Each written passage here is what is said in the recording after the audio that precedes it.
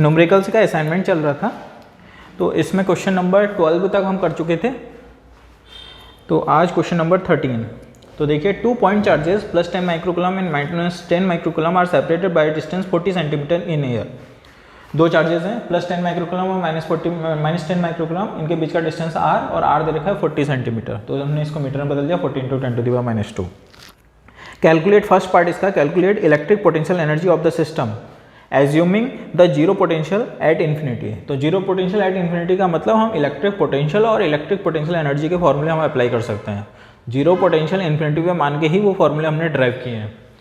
तो U = 1/4πε0 Q1 Q2/r, Q1 दे रखा है, Q2 दे रखा है, इनको माइक्रोकुलम को कुलम में चेंज कर लिया और अपॉन r ये डिस्टेंस है, तो इसको रखा, ये पावर सारी कैंसिल हो जा रही है, तो 9/4, तो U = 2.25 जूल, ये आंसर हो गया।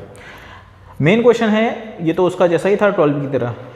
इसका बी पार्ट देखिए, draw an equipotential surface of the system. देखो, ये इस सिस्टम के हमने इक्विपोटेंशियल सरफेस बनाने हैं। इक्विपोटेंशियल सरफेस मतलब ऐसे सरफेस जिसके हर एक पॉइंट पर पोटेंशियल सेम होगा। +10 और -10 माइक्रोकुलम, बीच का डिस्टेंस r। तो आप इसको डायपोल भी बोल सकते हो। डायपोल में +q और -q चार्ज होते हैं, तो उनके बीच का डिस्टेंस r। तो इस क्वेश्चन का सेकंड पार्ट, या आपके लिए एक अलग से क्वेश्चन आ रहा है कि draw equipotential surface for a electric dipole, तो तब भी यही करना है। तो equipotential surface for a system of 2 charges equal and opposite charges, तो ये बना रखा है हमने। देखिए, +q और -q चार्ज है। ये जो ब्लैक डॉटेड लाइन दिख रही है आपको, ये फील्ड लाइंस हैं, और ये फील्ड लाइन हमने पहले ही ड्रॉ कर रखी थी। +q के लिए फील्ड लाइन बाहर को निकलती हुई होती हैं और -q की ओर को आती हैं, टूवर्ड्स -q और आउटवर्ड +q। ये फील्ड लाइन दिखा रखी हैं।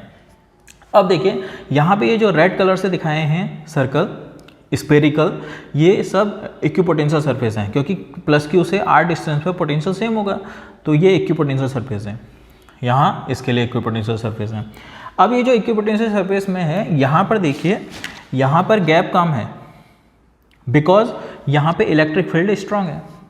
जहाँ पे फील्ड लाइन पास होती हैं, हमको पता है, जहाँ पे फील्ड लाइन पास होती हैं वहाँ पे इलेक्ट्रिक फील्ड स्ट्रांग होता है। तो यहाँ इलेक्ट्रिक फील्ड इस रीजन में +q के पास इलेक्ट्रिक फील्ड स्ट्रांग होगा, और बाहर यहाँ फील्ड लाइन दूर है, तो यहाँ इलेक्ट्रिक फील्ड वीक होगा। और हमने एक और फॉर्मूला पढ़ा है, E = -dV/dr। तो पोटेंशियल इक्विपोटेंशियल सरफेस में हमने ये पढ़ा था कि जहाँ पे गैप पोटेंशियल इक्विपोटेंशियल सरफेस का गैप जहाँ ज़्यादा होगा वहाँ वीक इलेक्ट्रिक फील्ड, और जहाँ इक्विपोटेंशियल सरफेस पास होते हैं वहाँ पे स्ट्रॉन्ग इलेक्ट्रिक फील्ड। अब बिकॉज यहाँ पर स्ट्रॉन्ग इलेक्ट्रिक फील्ड है, तो यहाँ पे हमने इक्विपोटेंशियल सरफेस के बीच का गैप कम किया है, और यहाँ पर इलेक्ट्रिक फील्ड वीक है, तो यहाँ गैप इक्विपोटेंशियल सरफेस का ज़्यादा है। तो ये जो रेड कलर से हमने दिखा रखे हैं वो इक्विपोटेंशियल सरफेस है।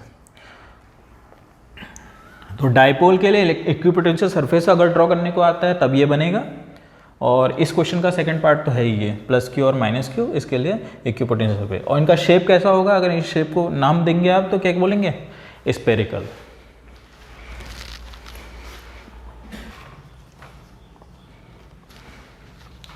अब देखिए क्वेश्चन नंबर 14 में बोला है 2 point charges 3 microcoulomb and -3 microcoulomb are placed at point A and B 5 centimetre apart. Draw equipotential surface of the system. तो फिर उसमें भी यही आंसर आएगा। Why do equipotential surface get close to each other near the point charges. अब फिर वही reason बोला है जो अभी मैंने बोला है, कि वो कह रहा है कि पॉइंट चार्जेस के पास में इक्विपोटेंशियल सरफेस क्लोज क्यों होते हैं, बिकॉज वहाँ पर स्ट्रॉन्ग इलेक्ट्रिक फील्ड है। Near the point charges electric field is strong. अगर इलेक्ट्रिक फील्ड स्ट्रॉन्ग है तो इक्विपोटेंशियल सरफेस दूर होंगे, जो अभी बताया था। तो 14 भी हो गया। हाँ, 15 देखिए फिर। 2 point charge Q1 Q2 are separated by a distance 60 centimetre in air. Find at what distance from Q1 first charge Q1 would the electric potential zero. अरे वही दो चार्जेस Q1 Q2 रखे, उसके बीच में एक पॉइंट ले लेंगे, वहाँ से उसकी डिस्टेंस x मान लेंगे, दूसरे से r - x होगी। अरे क्वेश्चन करा हुआ है ये। क्वेश्चन नंबर 12 भी देखें तो जरा, 12 और 15 देखो, सेम क्वेश्चन है, ठीक है, सेम क्वेश्चन है। क्वेश्चन नंबर 12 और 15 सेम क्वेश्चन है, और तुमको पता ही नहीं चल रहा, तुम पूछ रहे हो, तुमको पता नहीं है, तुम पढ़ने वाले हो। अरे क्वेश्चन नंबर 16, अरे यार तुमने घर में क्या किया फिर? कुछ करें क्वेश्चन? पीछे के करे, फटाफट असाइनमेंट निपटाया नहीं। 16 question. 2 point charges are located, ये और ये located 10 centimetre apart. At what point on the line joining the two charges electric potential zero. ये भी वही है, 2 पॉइंट चार्ज दे रखे हैं, उनके बीच का डिस्टेंस दे रखा है, कहाँ पे इलेक्ट्रिक पोटेंशियल जीरो होगा? एक से x मान लेना, दूसरे से 10 r - x से डिस्टेंस वही। ठीक है, क्वेश्चन नंबर 16। अच्छा, लास्ट में जो लिखा है ना टेक, क्वेश्चन नंबर 16 में जो लास्ट लाइन लिखी है देखिए, take the potential at infinity to be zero. हाँ, तो इसको इग्नोर करना है बस आपने। इसका मतलब है आप पोटेंशियल वाला फॉर्मूला लगा सकते हैं बस। Question number 17। अब 17 में एक वर्ड आ गया कैपेसिटर। वैसे ये कैपेसिटर के बाद होना चाहिए था क्वेश्चन, लेकिन फिर भी आ गया है तो कर लेते हैं। खाली तुम कहोगे बहाने बना रहे हैं करके ना, बात का क्वेश्चन था वैसे। Calculate the voltage needed to balance an oil drop carrying 10 electrons when located between plates of a capacitor which are 5 mm apart. देखो कैपेसिटर में 2 प्लेटें होती हैं, ये 2 प्लेट हो गई कैपेसिटर की, रेक्टेंगुलर प्लेट्स होती हैं ये, एक प्लेट ये एक प्लेट ये, इनके बीच के गैप को हम डी बोलते हैं वहाँ कैपेसिटर में। ठीक है, तो और एक ऑयल ड्रॉप है, वो ऑयल ड्रॉप कहाँ पर है? कैपेसिटर की प्लेटों के बीच में। मान लो ये ड्रॉप है, ये एक ऑयल ड्रॉप है और इस पर चार्ज है Q, और कितना चार्ज है? तो Q इक्वल टू 10 इलेक्ट्रॉन के बराबर है। देखो Q इक्वल टू Ne पढ़ा था हमने, तो यहाँ पे हो जाएगा 10 × E, ये Q हो गया। उसने बोला है ना कैरिंग, एक ड्रॉप है जो कितने इलेक्ट्रॉन्स कैरी कर रही है? 10, तो 10 इलेक्ट्रॉन के बराबर चार्ज होगा उस पर। ये ड्रॉप है। फिर क्या करना है आगे? क्या करना है? विच आर 5 mm अपार्ट, जो 5 mm when located between the plates of a capacitor which are 5, ये D, दोनों प्लेटों के बीच का गैप दे रखा है 5 mm दिया है, mm को मीटर में 5 × 10⁻² मीटर। फिर given mass of the drop का मास दे रखा है, यानी m 3 × 10⁻16 kg। Charge on electron पे चार्ज E 1.6 × 10⁻19, नहीं भी दिया होता तो तुमको पता ही था। G की वैल्यू दे रखा है 9.8 मीटर/सेकंड स्क्वायर। निकालना क्या है भाई? Calculate the voltage needed. तो ये कैपेसिटर है, कैपेसिटर में 2 प्लेटें होती हैं, जैसे मैं ये बना देता हूँ, एक प्लेट ये हो गई और दूसरी प्लेट ये हो गई। ये 2 प्लेटें हैं कैपेसिटर की, और इन 2 प्लेटों के बीच में ये ड्रॉप रखी है। अब देखो इस ड्रॉप को हमने बैलेंस करना है। अगर इस ड्रॉप को बैलेंस, सोचो यहाँ पे एक ड्रॉप है जिस पे चार्ज Q है, इसको बैलेंस करना। ड्रॉप अगर मैं यहाँ पे रखूँ तो ड्रॉप का वेट होगा नीचे को डाउनवर्ड, तो इस पर इसका वेट नीचे को कितना होता है? वेट को किससे दिखाते हैं हम? mg से। अगर इसको बैलेंस करना है मतलब इसको यहाँ पे मैंने ड्रॉप को छोड़ा और ये यहीं पे रुकी है, नीचे नहीं गिर रही है, तो इसका मतलब है एक फोर्स ऊपर को लगे तब वो उसको बैलेंस करेगा। इतना ही फोर्स अगर ऊपर को लग जाए, जैसे ये मार्कर यहाँ पे है अभी, ये क्यों रुका है? क्योंकि मैंने फोर्स लगाया है, जितना इसका वेट होगा उतना फोर्स ऊपर को लगा है इसमें, तब ये यहाँ पे रुका है। ठीक है, तो वैसे ही ये जो ड्रॉप है इसका वेट है नीचे को mg, तो ऊपर को इतना ही फोर्स लगना चाहिए। तो मान लीजिए F। अब ये फोर्स कहाँ से आएगा? तो ये फोर्स आएगा जो कैपेसिटर में, जब कैपेसिटर में पढ़ाऊंगा आपको, कैपेसिटर में 2 प्लेटों के बीच में इलेक्ट्रिक फील्ड जनरेट होता है। वो इलेक्ट्रिक फील्ड, और हमने ये पढ़ा था कि चार्ज पार्टिकल अगर इलेक्ट्रिक फील्ड में है, चार्ज पार्टिकल कोई भी इलेक्ट्रिक फील्ड में है, तो F = QE, उस पर फोर्स लगता है इलेक्ट्रिक फील्ड की डायरेक्शन में, पॉजिटिव में इलेक्ट्रिक फील्ड की डायरेक्शन में। तो इसमें फोर्स लग रहा होगा, कितना? F = QE। तो ये और ये अगर बैलेंस होंगे, अगर ये ड्रॉप बैलेंस है, तो ये फोर्स और ये फोर्स ये क्या होंगे? इक्वल होंगे।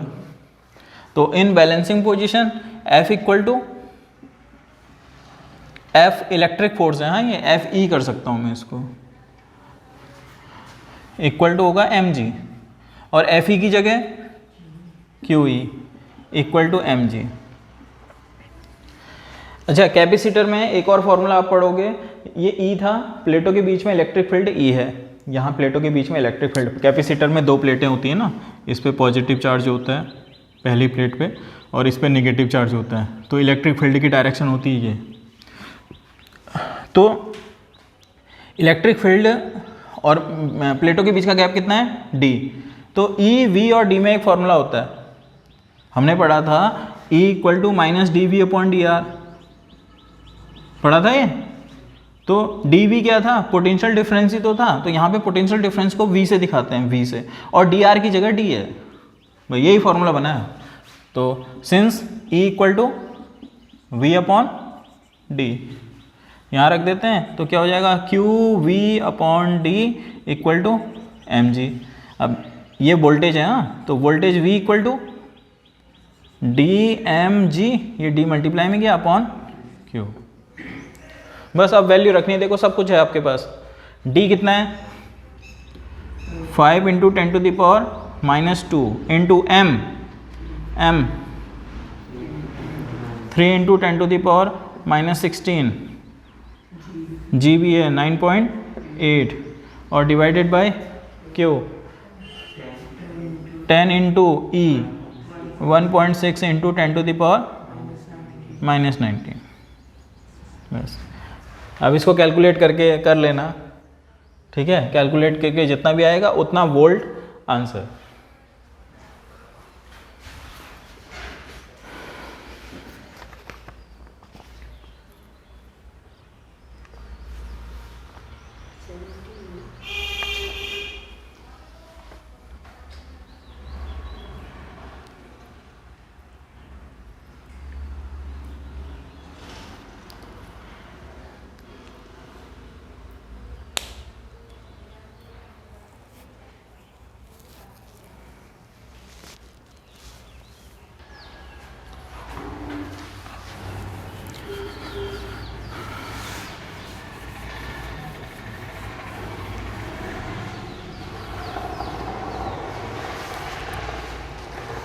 Next, a regular hexagon of 18, a regular hexagon of side 10 cm has a charge 5 microcoulomb at each of its vertices. Calculate the potential at the center of the hexagon. तो hexagon के कितने vertex होते हैं, 6। और regular का मतलब क्या हुआ, रेगुलर हेक्सागन मतलब जिसके सारी साइड बराबर होंगी, इक्वल साइड का। हेक्सागन बनाना है तो वो बेंजीन रिंग जैसा बना दो। बेंजीन रिंग तो सुना होगा केमिस्ट्री में।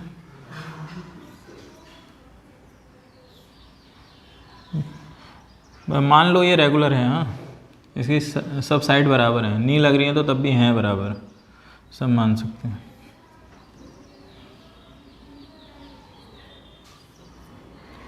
बनेगा ही नहीं यार ये। और इसके हर एक कॉर्नर पे कितना चार्ज है, तो मान लो इसके कॉर्नर हैं A B C D E F, each corner पर रखा है कितना, 5 माइक्रोकूलम। तो क्यों लिख देता हूँ सीधे यहाँ पे, 5 microcoulomb, 5 into 10 to the power -6 coulomb. फिर क्या निकालना है, calculate the potential at the centre. अब देखो सेंटर पे पोटेंशियल निकालना है, तो हम क्या करेंगे ना, सेंटर ये है तो यहाँ से यहाँ तक की डिस्टेंस चाहिए। सेंटर पे कितने पोटेंशियल होंगे, सेंटर पे 6 पोटेंशियल होंगे। देखो इस चार्ज की यहाँ पे चार्ज है, चार्ज की वजह से पोटेंशियल, फिर इसकी वजह से, फिर इसकी वजह से, और सिमेट्री होगी, बिल्कुल एक जैसा होगा, रेगुलर हेक्सागन है। तो आप क्या करो, एक की वजह से यहाँ पे पोटेंशियल निकालो, उसको 6 से मल्टीप्लाई कर देंगे, सीधे बात ही खत्म। स्केलर क्वांटिटी है, वेक्टर तो है नहीं जो डायरेक्शन देखते फिरेंगे हम यहाँ पे, ठीक है। सीधे एक की वजह से जितना यहाँ पे पोटेंशियल है और 6 से मल्टीप्लाई। अब इसकी वजह से अगर मुझे यहाँ पे पोटेंशियल निकालना है, क्यू तो मेरे पास है, पोटेंशियल का फॉर्मूला 1/4πε0 Q/R, तो उसमें क्यू चाहिए और आर चाहिए। क्यू तो दे रखा है, आर ये डिस्टेंस कितना होगा, इसमें साइड दी है क्या, इसकी साइड 10 है, तो साइड ये हुई, हाँ ये 10 सेंटीमीटर है, सेंटीमीटर में, और ये भी 10 सेंटीमीटर है। अच्छा अगर मैं इसको पूरा ज्वाइन कर दूं, सोचो, इसको अगर हम पूरा ज्वाइन करें ए से डी तक, ए डी को बोलते हैं डायगोनल, क्यूब का हेक्सागन का डायगोनल। अपोजिट कॉर्नर को मिलाने वाली लाइन को डायगोनल बोलते हैं हमेशा किसी भी शेप में। डायगोनल की डेफिनेशन ये होती है, a line joining opposite corner of the figure. तो अपोजिट कॉर्नर इसको मिला दिया तो ये डायगोनल है। और ये डायगोनल रेगुलर अगर हेक्सागन है तो याद रखना डायगोनल जो होता है वो साइड का डबल होता है।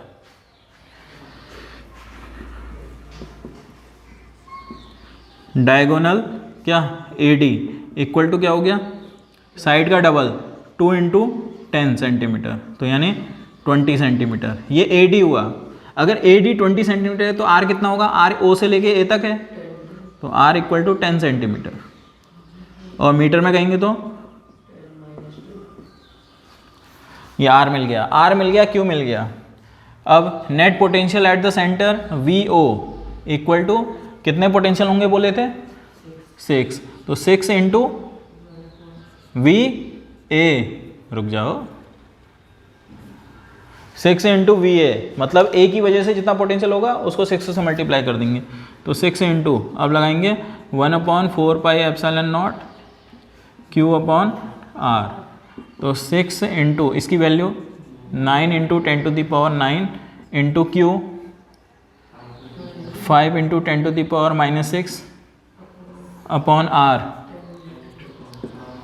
10 × 10⁻²। इस कैलकुलेशन को मैं कर लेता हूँ क्योंकि इजी है, तो टफ वाली तुम करोगे। हाँ, कितना हुआ, 6 × 5 = 30, 30 × 9 270 इंटू 10⁻, ये 3 और ये ऊपर आया /10, 10 से इसको काट दिया, सही है। तो इसको साइंटिफिक फॉर्म में लिखेंगे तो 2.7 × 10⁶ क्या volt.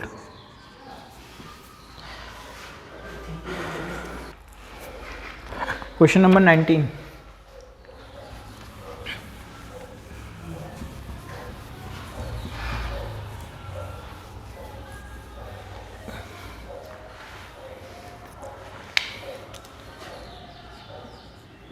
A point charge of 8 mC is located at origin. Calculate the work done in taking a small charge of -2 × 10⁻⁹ coulomb from a point A to the point B via point C.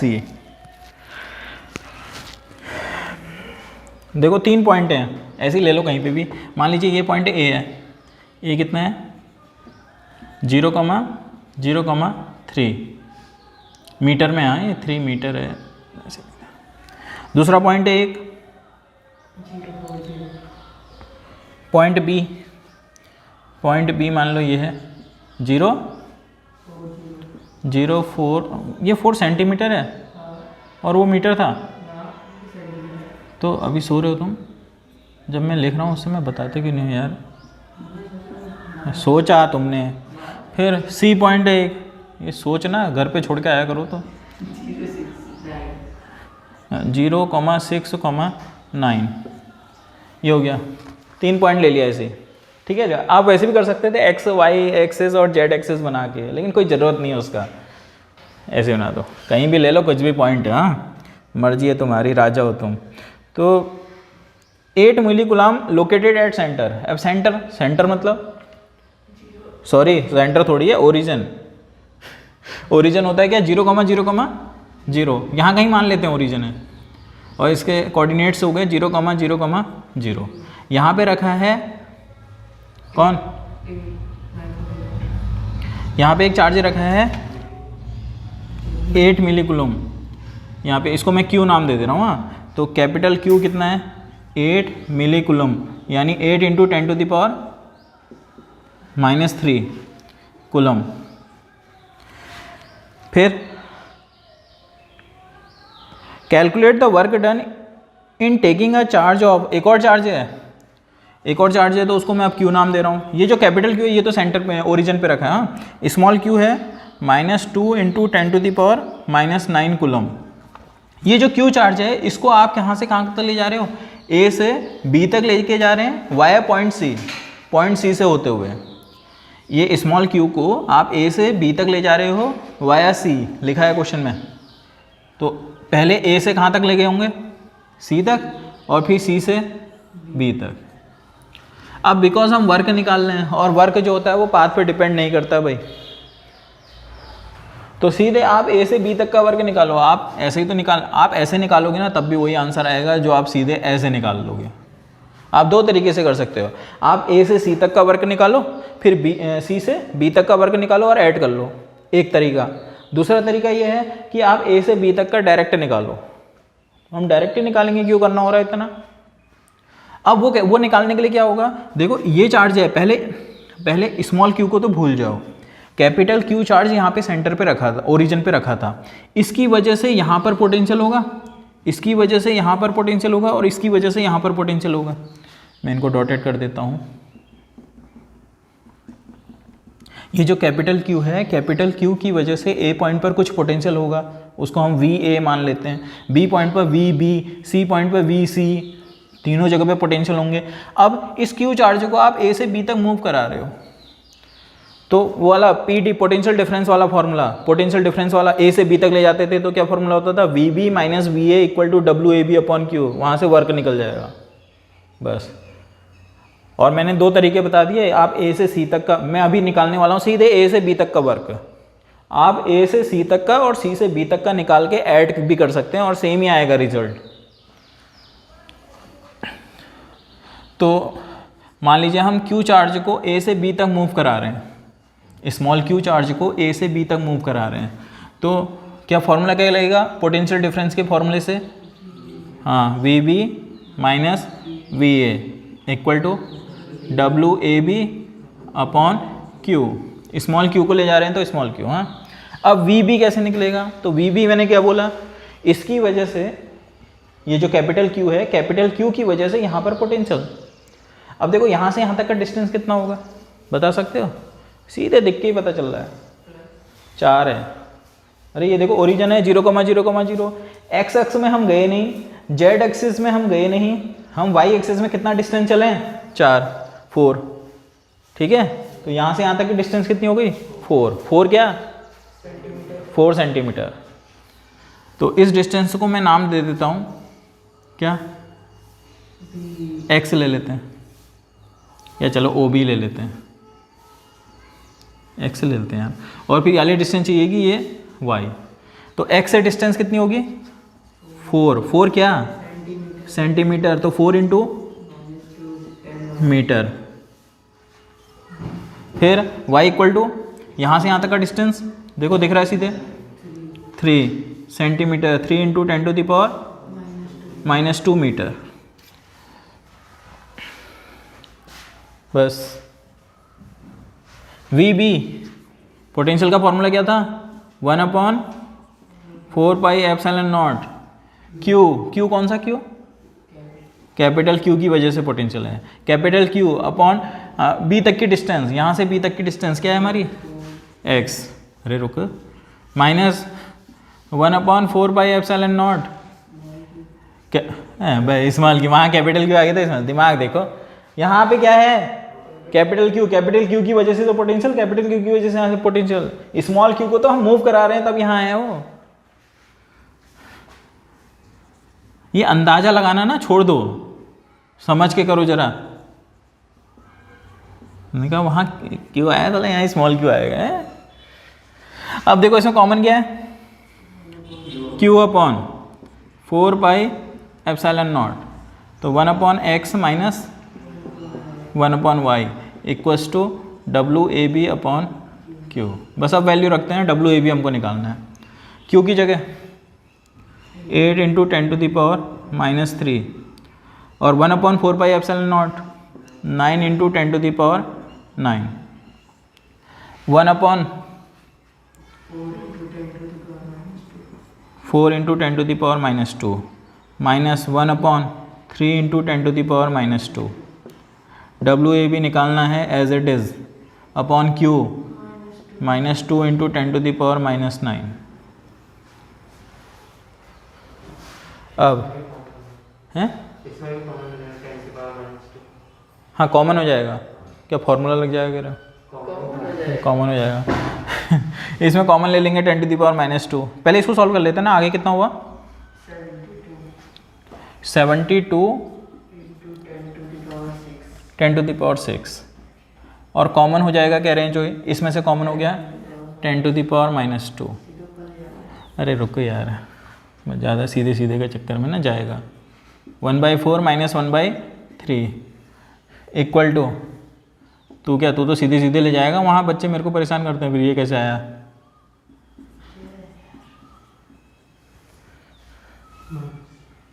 ये हुआ, ठीक है। अब इसका LCM ले लेते हैं 12, तो कितना आया -1/12, तो 72 × 10⁻, अब ले जाओ ऊपर, ये 10⁸ और ये इंटू में माइनस, हाँ 2 कह रहा था, देखो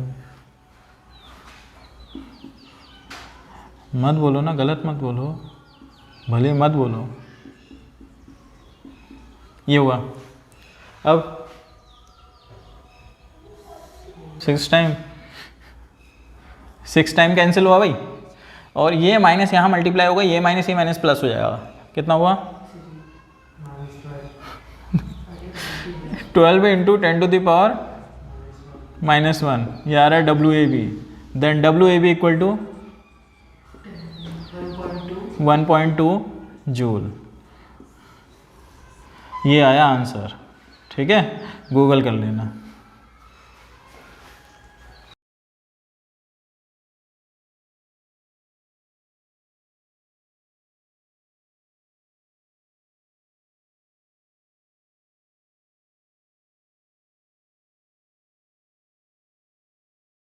A test charge Q is moved without acceleration from A to C along the path A to B।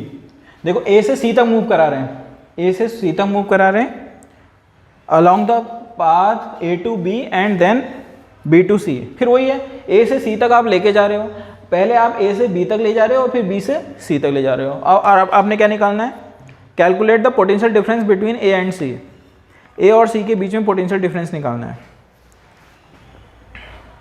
और दूसरा, eight which point is the electric potential more then, मतलब कहाँ ज़्यादा है और क्यों, ये भी पूछा है। 2 पार्ट हैं फिर। तो क्या कर रहा हूँ ना मैं, देखो मुझे कौन सा वर्क निकालना है, कहाँ से कहाँ तक का work, calculate the potential difference between A and C. A और सी के बीच में पोटेंशियल निकालना है। तो मान लीजिए आप एक चार्ज को, टेस्ट चार्ज उसने बोला ही है, स्मॉल क्यू को मूव करा रहे हैं ए से सी तक। तो ए से सी के लिए अगर मैं PD वाला फॉर्मूला लगा दूं, for A to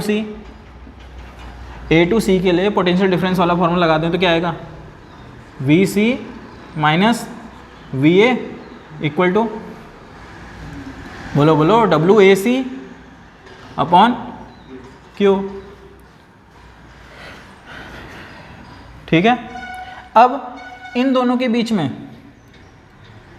VC minus VA, देखो VC माइनस VA को क्या बोलेंगे हम, VC माइनस VA हो गया potential difference. VC minus VA क्या है, पोटेंशियल डिफरेंस है।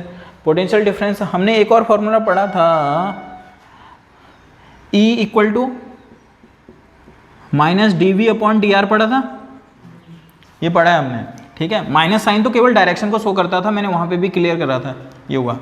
अब अगर मैं इसी में A और C की बात करूँ तो A और C के लिए DV क्या होगा, तो DV होगा VC माइनस VA, पोटेंशियल में डिफरेंस।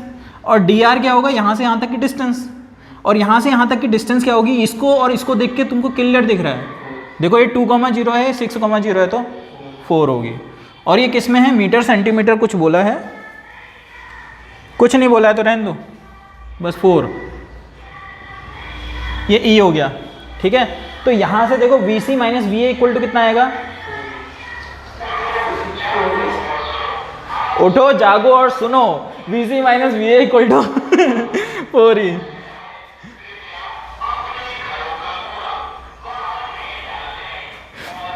तो VC minus VA equal to कितना हो गया, 4E। VC माइनस VA की जगह यहाँ से 4E पुट कर रहे हैं, मैं लिख देता हूँ VC minus VA,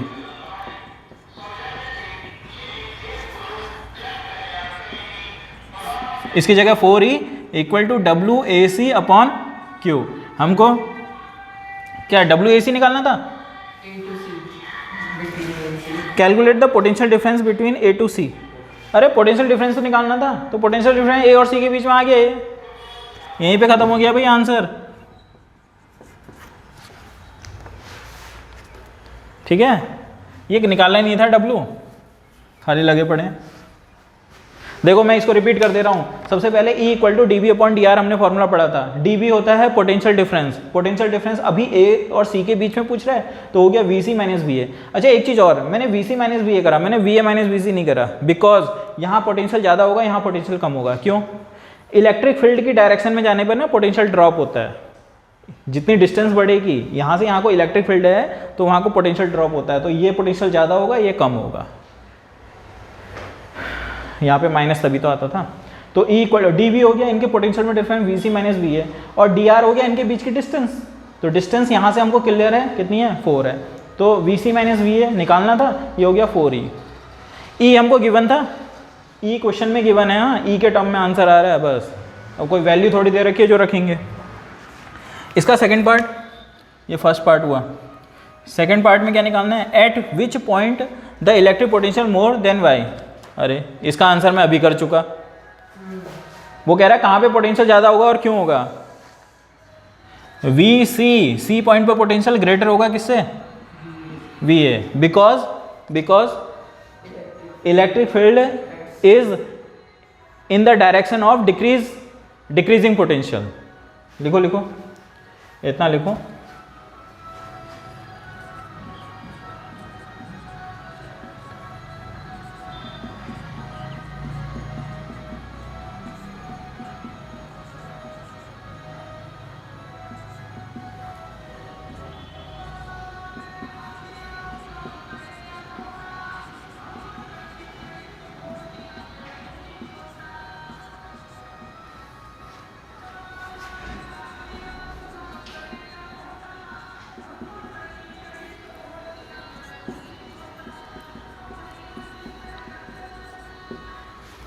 Because electric field E is in the direction of decreasing potential. Decreasing potential है तो VC VA से बड़ा हो गया।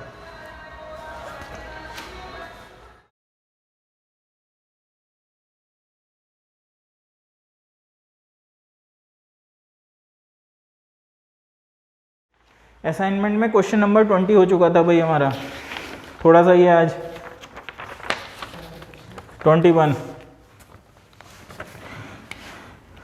21 देख लीजिए। आज मैं ज़्यादा मेहनत नहीं करने वाला हूँ, कोई क्वेश्चन वोश्चन नहीं लग रहा। हाँ 21, a cube of side B has a charge Q at each of its 8 vertices. Determine the potential and electric field due to this charge array at the centre of the cube. एक cube है कह रहा है, उसके cube के vertices होते हैं 8 और हर वर्टेक्स पर एक चार्ज रखा है Q, और हमने निकालना है potential and electric field eight the centre of the cube. तो मान लीजिए ये क्यूब है आपका,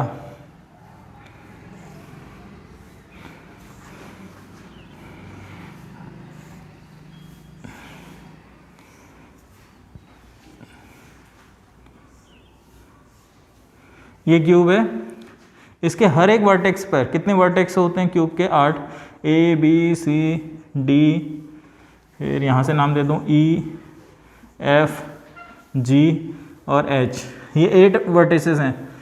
हर वर्टेक्स पे एक चार्ज रखा है Q। अब मैं नहीं दिखा रहा हूँ, हर जगह Q Q Q चार्ज रखा है। आपने निकालना है सेंटर पे, इसका सेंटर क्या होगा? फिर वही डायगोनल का इंटरसेक्शन पॉइंट, तो यहाँ कहीं होगा मान लीजिए सेंटर O, और इस पॉइंट पर हमने क्या निकालना है?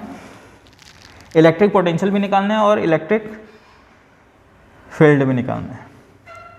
इस क्यूब की साइड दे रखी है कितनी? साइड B, तो ये B होगा, ये भी B होगा और ये भी B होगा, सारी साइड B होंगे।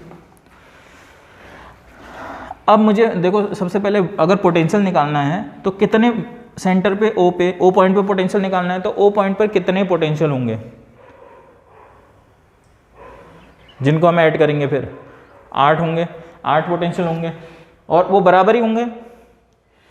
तो वो जो 8 पोटेंशियल होंगे इसकी वजह से 8 वर्टेक्स पे 8 चार्जेस हैं, उनकी वजह से 8 पोटेंशियल होंगे, उन सबका सम होगा नेट पोटेंशियल एट O। उसके लिए मुझे ये डिस्टेंस चाहिए, तो A से O तक कितनी डिस्टेंस होगी? और ए से ओ तक, या मतलब किसी भी वर्टेक्स से सेंटर तक ओ तक की डिस्टेंस होगी डायगोनल का हाफ, इस क्यूब का जो भी डायगोनल होगा। किसी एक डायगोनल का नाम बोल सकते हैं आप इसका, जैसे मैं ए कहूँ ना अपोजिट कॉर्नर, ए का अपोजिट कॉर्नर कौन सा हुआ, ए का अपोजिट कॉर्नर एफ हुआ या जी हुआ, जी, नॉट एफ, एफ तो डी का होगा। सोचो जरा इस फिगर को इमेजिन करो, अपोजिट कॉर्नर, ए का अपोजिट कॉर्नर होगा जी, तो ए जी ए जी ओ जी, ए जी एक डायगोनल है।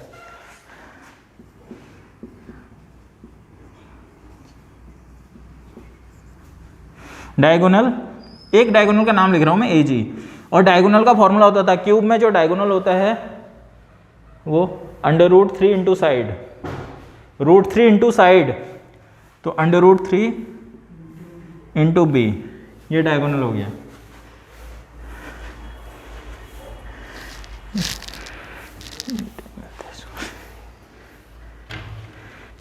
आंटी जी सुबह सुबह नहीं लगा सकते झाड़ू। A G equal to √3 B, √3 into side, ये हो गया √3 बी। तो आर कितना होगा, अब किसी भी वर्टेक्स से इसकी distance R equal to A G by 2, तो आर इक्वल टू हो गया √3 बी बाई 2। ये जो आर है हर वर्टेक्स से सेंटर ओ की डिस्टेंस, आर निकल गया। अब हमने कहा कि 8 पोटेंशियल होंगे, तो एक पोटेंशियल निकालेंगे 8 से मल्टीप्लाई कर देंगे, नेट पोटेंशियल एट ओ, तो नेट पोटेंशियल एट ओ उसको नाम दे दे रहा हूं मैं V O, equal to 8 into एक की वजह से पोटेंशियल वी ए। अब वी का फॉर्मूला क्या होता है 1/4 पाई एप्सिलॉन नॉट, और क्यू अपॉन हर वर्टेक्स पे चार्ज क्यू था, अपॉन डिस्टेंस आर, आर हम निकाले ही हैं, तो 8 into 1/4 pi epsilon not, Q की जगह क्यू ही दे रखा है, देखो अननोन में ही चल रहा है तो इसकी वैल्यू भी क्यों रखूं, क्यू की वैल्यू होती मेरे पास मैं इसकी वैल्यू भी रखता, ऐसे ही छोड़ देंगे आंसर। क्यू अपॉन आर की जगह √3 बी अपॉन 2, हाँ ये 2 ऊपर चले जाएगा इसके साथ, तो कितना आया ऊपर 1 अब तमीज से लिख देंगे तो 1/4 pi epsilon naught 16 Q upon √3 B. बस मेरे हिसाब से तो आपने इतना ही आंसर छोड़ना पर्याप्त है, इसकी वैल्यू रखने का कोई मतलब नहीं बनता, बिकॉज क्यू और बी की वैल्यू नहीं है हमारे पास।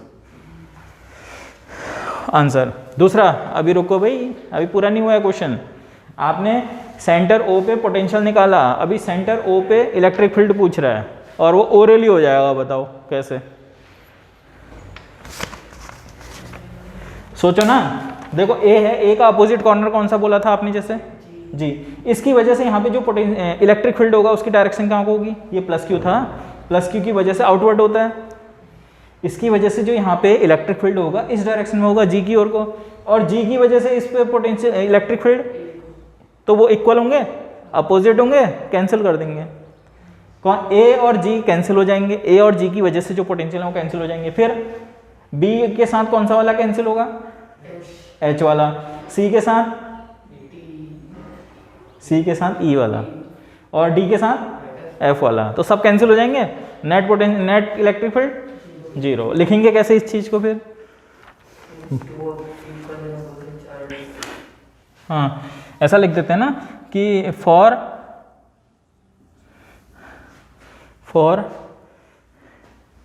पेयर्स कौन ए कॉमा जी, ए कॉमा जी, और B comma H, C comma ई,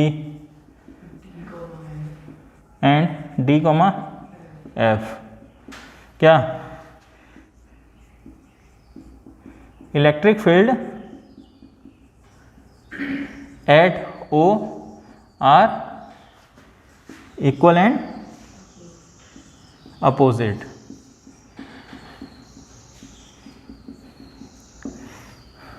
फिर सो दे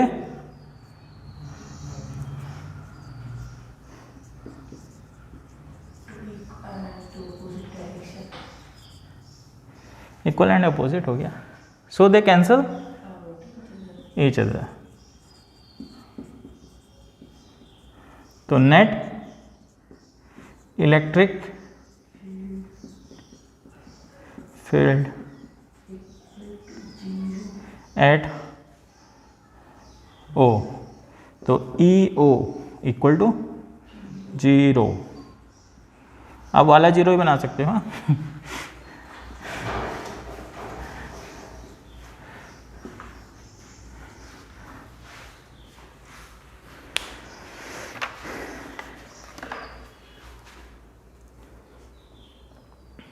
मैं खोल के देखो भाई, क्वेश्चन देख लेना। हाँ नहीं आज नहीं आएगा। 2 identical plates plane metallic surfaces A and B are kept parallel to each other separated by distance 1 centimetre. अरे ये डायग्राम तो मेरे को बनाना ही पड़ेगा, क्या देखोगे अब, यहीं देख लो। क्वेश्चन नंबर 22 है। डायग्राम में 2 सीट दे रखी हैं, ये पैरेलल सीट हैं।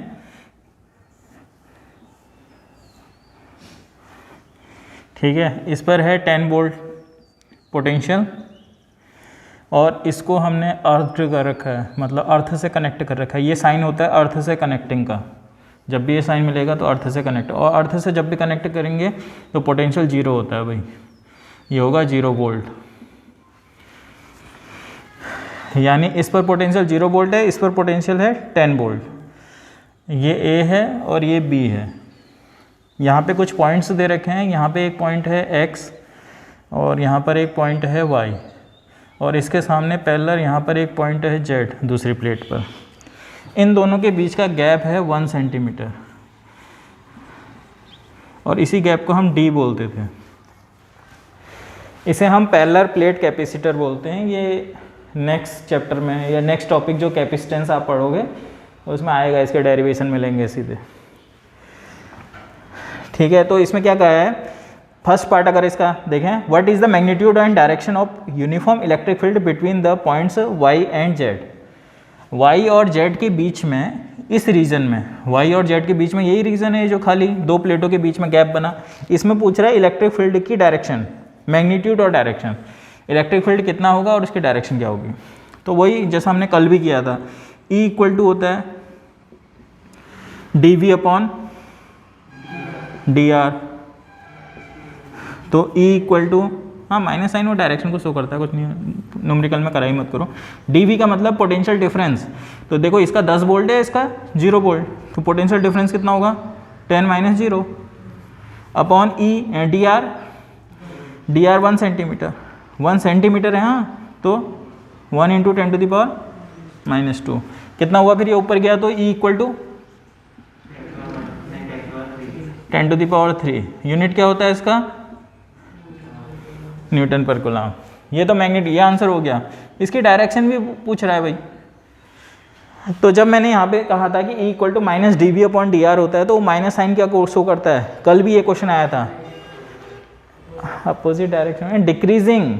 ये होता है ना पोटेंशियल का रेट ऑफ चेंज। ये अगर माइनस आ रहा है तो इसका मतलब डिक्रीज हो रहा है पोटेंशियल। जिस डायरेक्शन में पोटेंशियल डिक्रीज हो रहा है उस डायरेक्शन में इलेक्ट्रिक फील्ड होता है। तो इलेक्ट्रिक फील्ड यहाँ पूछ रहा है, इलेक्ट्रिक फील्ड कहाँ को होगा, प्लेट ए से प्लेट बी की ओर को या प्लेट बी से प्लेट ई की ओर को, ए की ओर को,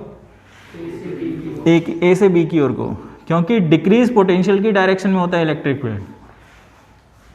तो इलेक्ट्रिक फील्ड इतना हुआ, डायरेक्शन भी पूछा था। हाँ, डायरेक्शन इसकी होगी A to B, decrease potential की डायरेक्शन में होता है। ये हुआ। फिर सेकंड पार्ट, ये फर्स्ट पार्ट कंप्लीट कर लिया भाई हमने, फिनिश। सेकंड पार्ट देखिए, what is the work done in moving a charge 20 milli coulomb. एक चार्ज है Q equal to 20 milli coulomb. तो मिली का मतलब 10⁻³ कल एक क्वेश्चन में गलत लिख दिया था मैंने, 10⁻² लिख दिया था, पता है, तो जो तुमसे कहा था कि कर लेना घर पे, करा ही नहीं होगा, वहाँ पे मैंने -2 लिख दिया है। 20 × 10⁻³ होता है। फिर आगे, what is the work done in moving a charge 20 milli coulomb from x to point y। अब बताओ 20 मिली कूलम ये चार्ज है आपके पास, इसको आप यहाँ से यहाँ तक मूव करा रहे हो, तो वर्क पूछ रहा है, हेलो यहाँ देखो 20 मिली कूलम को यहाँ से यहाँ तक मूव करा रहे हो, x से y तक वर्क पूछ रहा है। मूव कराने में वर्क कुछ याद आ रहा है, कौन सा फॉर्मूला लगाएंगे? मूव कराने में वर्क तो एक ही चलता है, वो पोटेंशियल डिफरेंस वाला। तो x से y तक मूव करा रहे हैं तो क्या लगाएं फॉर्मूला? PD वाला formula equal to WXY upon Q। अब देखो Vx और Vy कितना है, देखो डायग्राम से क्लियर है। यहाँ पे पोटेंशियल और यहाँ पे पोटेंशियल कितना होगा? अरे 10 वोल्ट ही नहीं होगा, पूरी प्लेट पर 10 वोल्ट का पोटेंशियल है ये, तो ये पॉइंट इसी में तो है।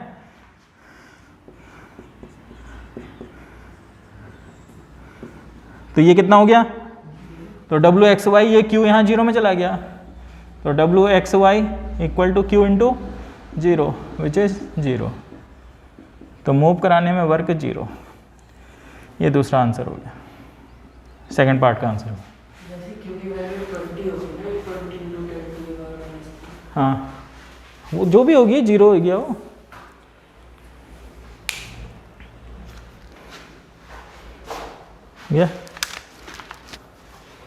हो गया क्वेश्चन नंबर 23।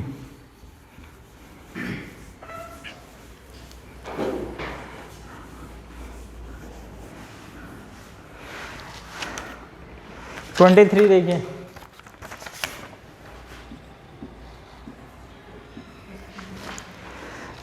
में two charge spherical conductor of radii r1 and r2 when connected by a conducting wire acquire charges q1 and q2 respectively. Find the ratio of their surface charge density in terms of their radii. दो spherical conductor हैं, सबसे पहले दो spherical conductor हैं, मान लो ये एक conductor है और ये दूसरा कंडक्टर है, ठीक है। क्या दे रखा है? इनकी रेडियस है, इसकी रेडियस है r1 और इसका रेडियस है r2। दो स्पेरिकल कंडक्टर, उनकी रेडियस यही हो गई। फिर when connected by a wire, इनको एक वायर से कनेक्ट कर दिया, और फिर acquire charges Q1 and Q2, इनको एक वायर से कनेक्ट कर लिया मान लो हमने ये। अब इस पे कितना चार्ज आ गया है? Q1, और इस पे कितना है? Q2। पहले ये चार्ज थे, जब हमने कनेक्ट किया उसके बाद इस पे इतना चार्ज आ गया। और जब कनेक्ट करते हैं ना, तो कनेक्ट करते हैं तो क्या होता है, जब भी दो चार्ज बॉडी को कनेक्ट करेंगे आप, तो चार्ज का फ्लो होता है। चलो इसको समझने के लिए, जैसे 11th क्लास में तुमने पढ़ा होगा प्रिंसिपल ऑफ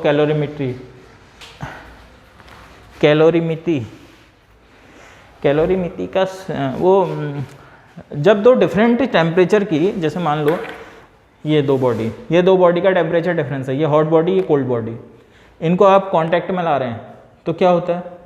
हीट का फ्लो होता है। हीट का फ्लो होता है कहाँ से कहाँ को? High temperature to low temperature heat का फ्लो होगा, हाइट। और कब तक होगा? जब तक दोनों का टेम्परेचर सेम ना हो जाए। मतलब टेम्परेचर का फ्लो थोड़ी होता है, टेम्परेचर ये डिसाइड करता है कि किसका हीट का फ्लो कहाँ से कहाँ होगा, high temperature to low temperature, और तब तक होगा जब तक टेम्परेचर सेम ना हो जाए। बिल्कुल ऐसा ही चार्ज है, उसको समझने के लिए इसको समझना जरूरी था। बिल्कुल ऐसा ही चार्ज के साथ होता है। चार्ज का फ्लो कहाँ से कहाँ को होगा? तो चार्ज का फ्लो हमेशा high potential to low potential होता है, high charge to low charge नहीं। किसी बॉडी, ये दो बॉडी हैं, दोनों पे चार्ज, ये दोनों चार्ज बॉडी हैं। मान लो इसका वोल्टेज ज़्यादा है और इसका वोल्टेज कम है, मतलब ये हाई वोल्टेज चार्ज है। तो इसको कॉन्टैक्ट में जब लाएंगे, कनेक्ट कराएंगे वायर से या कॉन्टैक्ट में लाएंगे, तो चार्ज का फ्लो होगा high potential to low potential. और कब तक होगा? जब तक दोनों का पोटेंशियल सेम ना हो जाए, जब तक दोनों का पोटेंशियल सेम ना हो जाए। तो उसने ये बोला है, ये दो चार्ज बॉडी थी, इनको कनेक्ट कर दिया, और इनके बाद कनेक्ट करने के बाद एक्वायर बोला ना, कनेक्ट करने के बाद इस पर Q1 चार्ज आ गया और इस पर Q2 चार्ज आ गया। इसका मतलब ये हुआ कि जो चार्ज का रीडिस्ट्रीब्यूशन हुआ कहीं से कहीं, जिसमें ज़्यादा वोल्टेज होगा वहाँ से वहाँ गया, और इतना चार्ज आ गया इन पे। पोटेंशियल कितना होगा अब इन पे? मैंने क्या कहा था अभी? चार्ज का फ्लो तब तक होगा जब तक दोनों का पोटेंशियल सेम ना हो जाए। तो अभी इसका और इसका पोटेंशियल कॉमन हो जाएगा भाई, कितना? V। दोनों का वोल्टेज अब V हो गया Q1 Q2। करना क्या है भाई, इसमें निकालना क्या है, find the ratio of their charge density. Charge density, charge density जानते हो, चार्ज डेंसिटी सिग्मा से दिखाते थे, सरफेस चार्ज डेंसिटी होगी इसमें। तो इसकी सरफेस चार्ज डेंसिटी होगी सिग्मा 1 और इसकी surface charge density equal to sigma equal to क्या होता था, Q/A। तो इस पे चार्ज कितना है, Q1/A। A मतलब इसका एरिया, इसका एरिया क्या बनेगा 4 pi upon sigma equal to Q/A लगा रहे हैं, हाँ, Q2 अपॉन,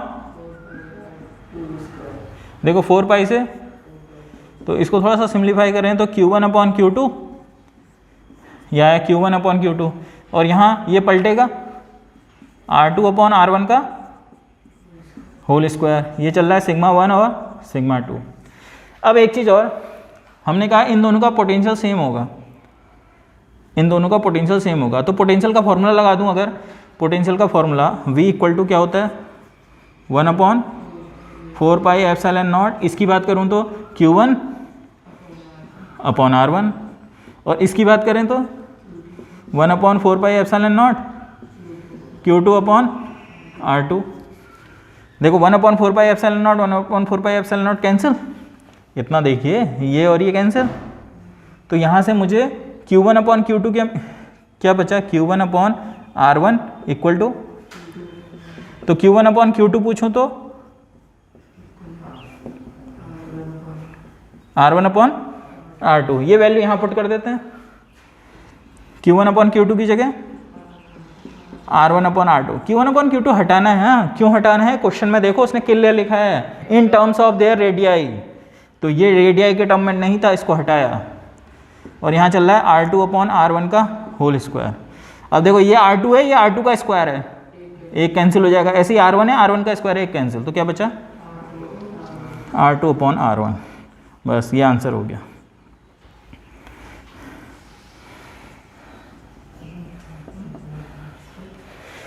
तो इसमें लॉजिक क्या था कि जब भी चार्ज का रीडिस्ट्रीब्यूशन होता है तो पोटेंशियल सेम हो जाता है, पोटेंशियल सेम हो जाता है। तो शुरू में हमने इसका पोटेंशियल और इसका पोटेंशियल बराबर होगा, इसका पोटेंशियल और पोटेंशियल का फॉर्मूला लगा दिया, यहाँ से हमारे पास Q1/Q2 मिल गया। उसके बाद सरफेस चार्ज डेंसिटी का रेशियो पूछ रखा है, सरफेस चार्ज डेंसिटी होती थी sigma, sigma equal to Q/A formula होता था। इसकी surface charge density sigma 1 Q1 इसका एरिया, सरफेस एरिया Q1 ये स्पेयर है, स्पेयर का सरफेस एरिया क्या होता है 4 पाई R1 स्क्वायर। ऐसे इसका चूरन।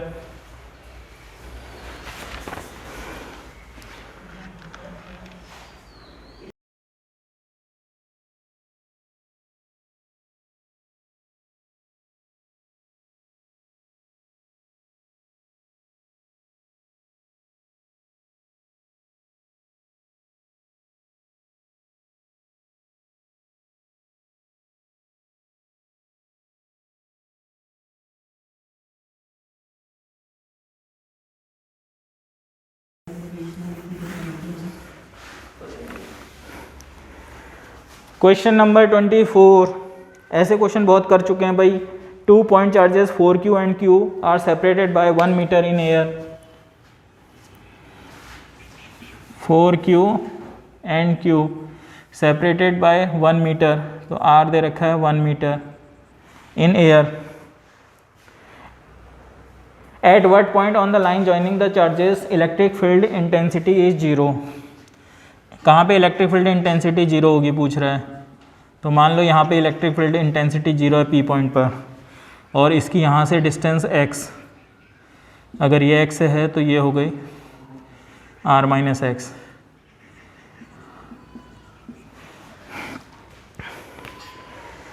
ठीक है, पहले तो कह रहा है इलेक्ट्रिक फील्ड इंटेंसिटी। अच्छा, इलेक्ट्रिक फील्ड पूछ रहा है, पोटेंशियल नहीं। तो इसकी वजह से यहाँ पे इलेक्ट्रिक फील्ड कहाँ को होगा, डायरेक्शन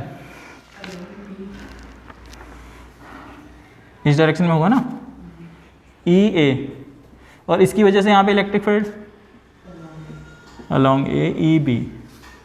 अब नेट इलेक्ट्रिक फील्ड 0 कह रहा है, नेट इलेक्ट्रिक फील्ड 0, तो P पॉइंट पर अगर इलेक्ट्रिक फील्ड 0 है तो एक ही चीज़ हो सकती है कि EA इक्वल टू EB। ठीक है, since E P net electric field at point P 0 है, तो therefore E A equal to E B. E A और ई बी के फॉर्मूला लगाते हैं। ई ए इक्वल टू 1/4πε0 ई ए इसकी वजह से यहाँ पे पोटेंशियल क्या होगा 4q upon distance x। Electric field के फॉर्मूले में स्क्वायर होता था। फिर ई बी इसकी वजह से यहाँ पे पोटेंशियल 1/4πε0 r माइनस एक्स का होल स्क्वायर 1 ये कैंसिल हो गया। अब क्या कट्टे कट्टे लगा रखे रे, ये क्यू से क्यू कैंसिल हो गया, क्या बचा 4 equals to 1/r minus X का होल स्क्वायर। फिर स्क्वायर रूट करते थे 2/x इक्वल टू, तो x equal to 2r minus, तो 3x, ये 2x इधर आ गया, तो x इक्वल टू 2r/3 और r की वैल्यू 1 है, r की वैल्यू 1 है भाई, तो 2/3 मीटर। बस x से निकालना था कितनी डिस्टेंस पे इलेक्ट्रिक पोटेंशियल इलेक्ट्रिक फील्ड 0 होगा, इतनी डिस्टेंस पे इलेक्ट्रिक फील्ड। फिर इसी के बाद और पूछा है also calculate electric potential energy of the system. Electric potential energy, तो इलेक्ट्रिक पोटेंशियल एनर्जी का सीधा फॉर्मूला याद है अब आपको, U इक्वल टू, हाँ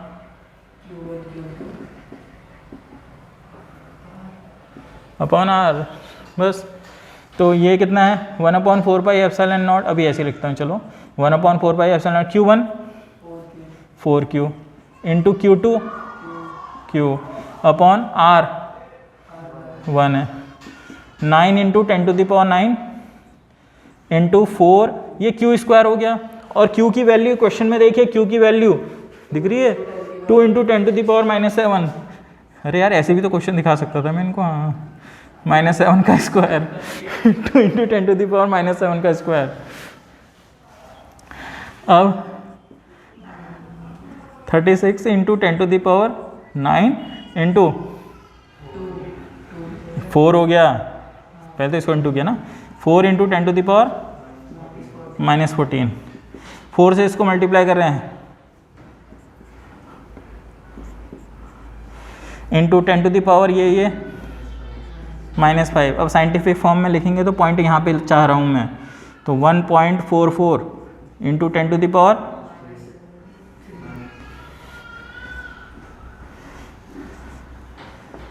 ये आंसर। तो ये क्वेश्चन भी कंप्लीट हो गया भाई, असाइनमेंट कंप्लीट हो गया इलेक्ट्रिक पोटेंशियल का। तो इस चैप्टर का नाम था इलेक्ट्रिक पोटेंशियल एंड कैपेसिटेंस। तो कल से हम कैपेसिटेंस करेंगे, हाँ कल से नहीं, मंडे से। हाँ मंडे से मॉर्निंग में भाई लाइव क्लासेस ही चलेंगे, मंडे से मॉर्निंग में। टाइमिंग मैं बताऊंगा आपको बाद में, मंडे से मॉर्निंग में लाइव क्लासेस ही चलेंगी।